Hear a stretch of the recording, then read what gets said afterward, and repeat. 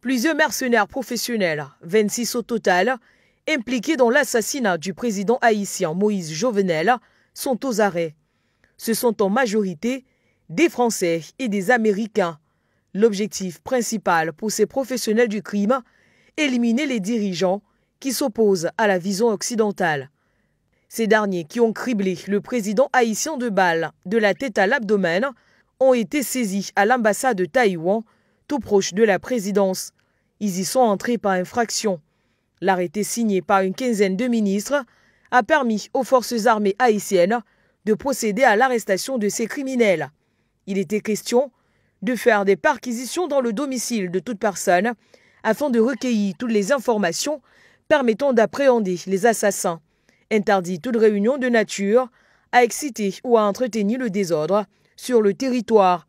Il était également question de contrôler l'accès aux voies de circulation, renforcer les dispositifs de sécurité, instaurer des mesures de sécurité spéciales et aussi de prendre toute mesure, généralement quelconque permettant d'arrêter les assassins du chef de l'État. Résultat final, 26 mercenaires professionnels démasqués. L'opération a été mise en branle depuis mardi dernier où 4 mercenaires ont été tués, 2 interceptés et 3 policiers pris en otage, libérés.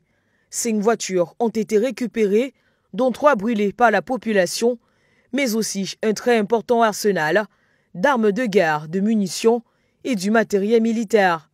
L'assassinat de Moïse Jovenel plonge le pays plus loin encore dans l'instabilité.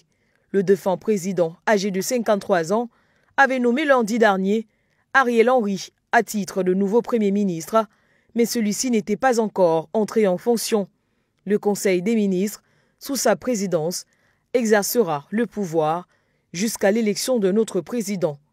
En attendant, les mercenaires professionnels français et américains en majorité seront capturés et traqués par l'armée haïtienne.